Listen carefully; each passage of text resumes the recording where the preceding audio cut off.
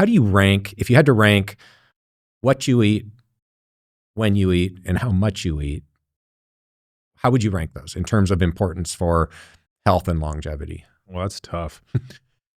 Because obviously any extreme is a fail.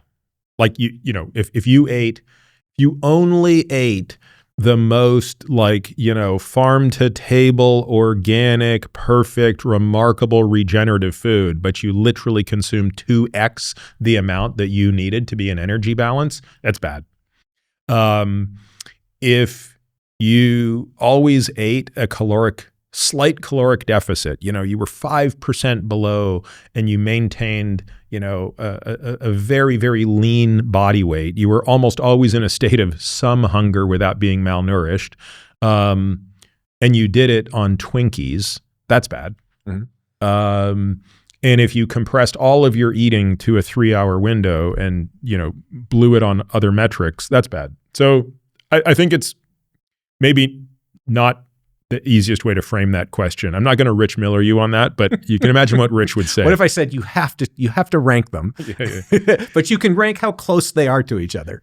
No, I mean, look, I think, or maybe you can't. Maybe you don't think it's worth trying to. Well, to do that. I think that the data would suggest an answer, which I think is probably the best place to start. The data would suggest that how much you eat probably is the most important thing. Mm-hmm. In other words, energy balance probably trumps everything else.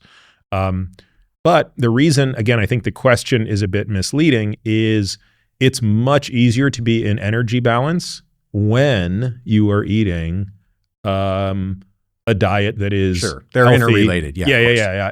It would be really, even though theoretically we could talk about what it would be like to eat just 2,500 calories perfectly measured of junk food a day, the truth of it is, whether it's based on, Stephen Simpson's hypothesis around protein searching, you're probably going to end up overeating if you're gorging on junk food. Right. We've seen that. Yeah. So I tend to focus on how much protein am I getting and how many calories am I getting, and I don't think about much else. Okay. Yeah. I mean, the way I sort of think about it is I have how much at the top, but what is pretty close. And then I put when pretty far down the list. So I'd like to.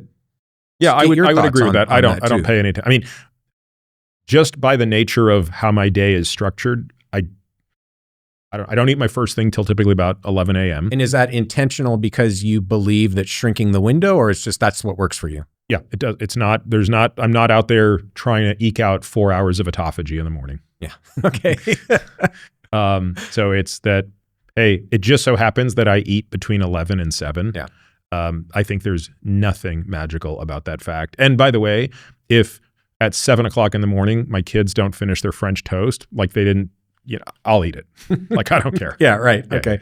That's helpful. And I think it sounds like we align pretty well on that. I've been pretty unconvinced about the time-restricted eating for time-restricted eating's purposes, independent of calories. Exactly. I think it is. And I think the data on this are pretty clear, unless somebody's got data in humans that I'm unaware of that suggest that there's something magical about the window. I think it's one of the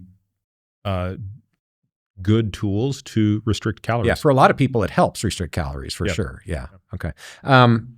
What about processed foods? And where do you land on this? I mean, I think, again, yes, of course, eating a diet only of processed foods, not great, right? But, there's also, I think, a lot of attention moving towards the idea that we should take all processed foods out of our diets. And where do you land on that? And how important is it to differentiate between what we mean by processed foods? Yeah, I do struggle a little bit with the idea that there should be no such thing as processed foods, because it's true that on average, processed foods, the term serves as a heuristic for things that are on average not as good as whole foods. It's sort of like saying, imagine some really evil emperor came along and said, man, I just want to get rid of all the unhealthy people. Anyone whose BMI is over 25, I'm going to send to another planet. Well, okay, I guess on average, you're going to send lots of unhealthy people, BMI over 25, to another planet. But There are lots of people with a BMI over 25 who are really freaking healthy. And by the way, there are lots of people with a BMI below 25 that are really unhealthy. So maybe on average, that intervention would accomplish the goals of the evil emperor, but at the individual level, not even close. Yeah. Right. And so similarly, that's my take on processed foods. Right. Is that on average, if we eliminated processed foods, people would be healthier. But there are plenty of processed foods that I think are completely reasonable. And you have to also ask the question, like, what's the problem we're trying to solve? Like, if people had infinite time to, buy fresh foods every single day and cook them, that's great. But a lot of people don't. And I have means and I don't. Yeah. Like, I don't have the bandwidth. I mean, I was telling you before we started this podcast, like, what did I have for breakfast today? David Bar, 3 Maui Nui venison sticks. Shameful plug for 2 companies that, I also have an interest in. But I mean, that's what I'm eating for breakfast most days. And you feel like that. And those are both processed foods. The framework of a diet that you consider healthy for you. Yeah. I mean, look, I also happen to have the benefit of knowing everything about those companies. So I know exactly how the products are made. And I wouldn't necessarily just say I would eat any protein bar and any sort of, jerky stick. Right. But, I happen to know what goes into these things. I happen to know that, I am maximizing protein and minimizing calories. That's what I'm trying to do in that meal. It's always after I've worked out, right? So I'm trying to provide substrate for muscle protein synthesis.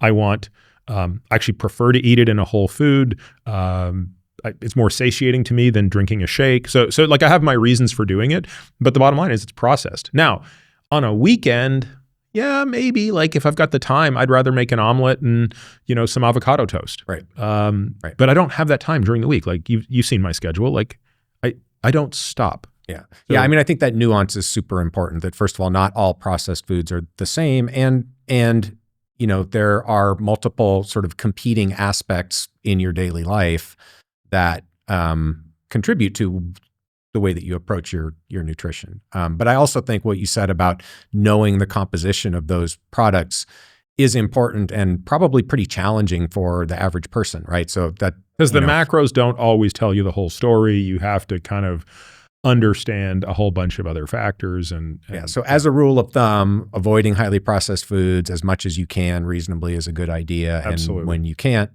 as best you can, know the macros for sure and the quality of the ingredients as much as you can. Yeah.